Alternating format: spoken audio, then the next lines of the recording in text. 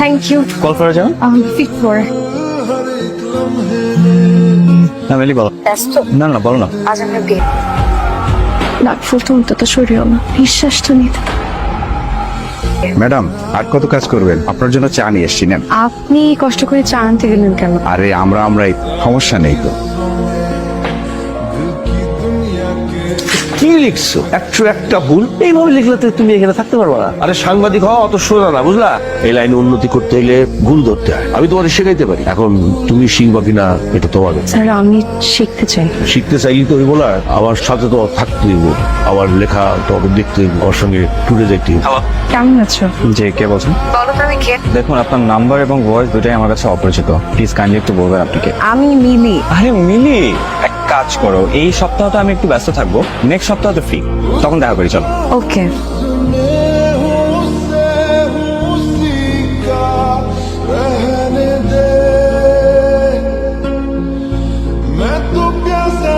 আচ্ছা যদি কিছু মনে না করো, তোমার ডিভোর্সটা কেন হলো? আমার বিয়ে হয় অনেক অল্প বয়সে। বিয়ে করার কিছুদিন পরে জানতে পারি যে আমার হাজবেন্ড চুয়ারি আর নেশাগ্রস্ত। টাকার জন্য অনেক ডিস্টার্ব করতো আমার হাজবেন্ড। টাকা ম্যানেজ না করতে পারলে আরো মারধর করতো। আমি প্রেগনেন্ট হয়ে যাই, তাই একদিন অতিরিক্ত মারধরের ফলে আমার এক্সেসিভ লেভেলে ব্লিডিং হয়।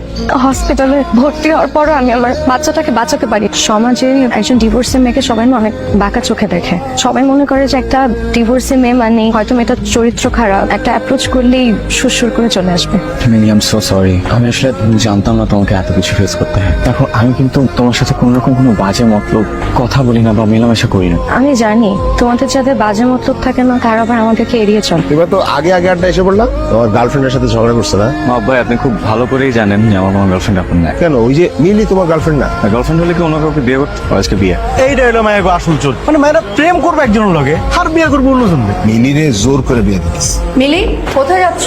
বাইরে যাচ্ছি, একটু মার্কেটে যাবো। দেখো মিলি, ইদানিং কিন্তু তোমার ভাবসা আমার মোটেও ভালো লাগছে না। সারাক্ষণ তো বাসায় বসে থাকি, ভাবি আর ভালো লাগে না। সংসার করতে ভালো লাগে না, বাসায় থাকতে ভালো লাগে না। একটার পর একটা ছেলে দেখাচ্ছি, সেটাও ভালো লাগছে না। কি আর ভালো লাগে?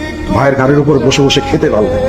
তোমার ঘায়ের উপর বসে খাওয়ার কথা তো আমি কখনো বলিনি ভাই। আমি তো একটা জব করছিলাম, তুমি সেটাও আমাকে করতে দিলাম। ডিভোর্সের নাটক করে তো নাট্যুল সব কাটাইছে, এখন আবার জব করবা? কোনো কিছু করতে হবে, চুপচাপ ঘরে বসে থাকো। ভাবে যেহেতু সন্দেহ করছে, তার মানে অনেকেই সন্দেহ করছে। আমার ফ্রেন্ডদের মধ্যে তো অনেকেই ভাবে যে তোমার আমার মধ্যে কিছু চলছে। আচ্ছা মিলি, তুমি যে আমার সাথে এত দূর থেকে দেখা করতে আসো কেন? তোমার কি মনে হয় কেন? জানি না বলেই তো তোমাকে জিজ্ঞেস করতেছি। আচ্ছা প্রশ্নটা যদি আমি তোমাকে করি, তুমি কেন দেখা করতে আসো? আরে না এসে কি উপায় আছে? তুমি তো এক প্রকার জোর করে আমার কাছ থেকে সময় আদায় করো। আমি মনে হয় তোমাকে অনেক বিরক্ত করি, তাই না? তা তো একটু করোই, কিন্তু এখন সহ্য হয়ে গেছে। তবে তোমার অ্যান্সারটা দাও। আমি আসি কারণ তুমি অনেক ভালো মানুষ, তুমি আমার ভালো একজন বন্ধু। এটুকুই? জাস্ট বন্ধু? ভাইয়ের সাথে মনে হয় থাকা হবে না। প্রতিদিনই কথা কাটাকাটি হয়, আর সহ্য করতে পারি না। কি নিয়ে কথা কাটাকাটি হচ্ছে? আমি নাকি ওদের ঘায়ের উপর বসে খাচ্ছি, আমি নাকি ওদের জন্য বোঝা হয়ে গেছি। এখনো মনে হচ্ছে আমার বিয়ে করতে হবে, না হলে বাসা ছেড়ে দিতে হবে। আমি যদি বাসায় আর কয়দিন থেকে আমি একদম পাগল হয়ে যাবো, আমি আর কিছু একটা করে ফেলবো। দেখো তুমি হুটহাট কোনো ডিসিশন নিবা না বলে দিলাম। চলো তোমার একটা জিনিস দেখে আসো। দেখো তো কেমন লাগছে।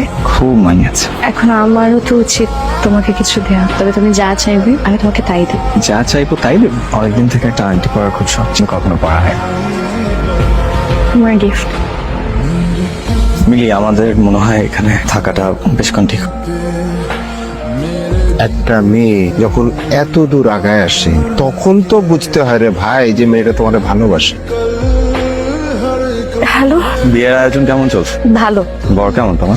আমেরিকার সিটিজেন, বয়স 50-55 হবে। একটা মেয়েও আছে, ও লেভেলে পড়ে। না পছন্দ করো। কেমন হলে পছন্দ হতো? জানি না। এতটুকু বলার জন্য ফোন দিয়েছো? না একটা জিনিস জানার ছিল। বলো। সেদিনের কথা মনে আছে তোমার, যেদিন তুমি আমাকে আগে পড়িয়ে দিয়েছিলে? যেদিন তুমি আমাকে নাকফল দিয়েছিলে। ওই দেয়া নেওয়ার সম্পর্কটার কি কোনো নাম ছিল? তোমার কি মনে হয়? জানি না বলেই তো তোমাকে জিজ্ঞেস করছি।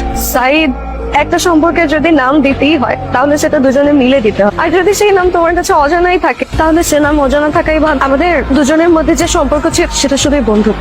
শুধুই বন্ধুত্ব ছিল? তাহলে তুমি আর দেখা করলে না কেন? বিয়ের পর আমি আমেরিকা চলে যাচ্ছি, তোমার সাথে আমার আর দেখা হবে না। ভালো থেকো তুমি। তুমিও ভালো থেকো। তাকে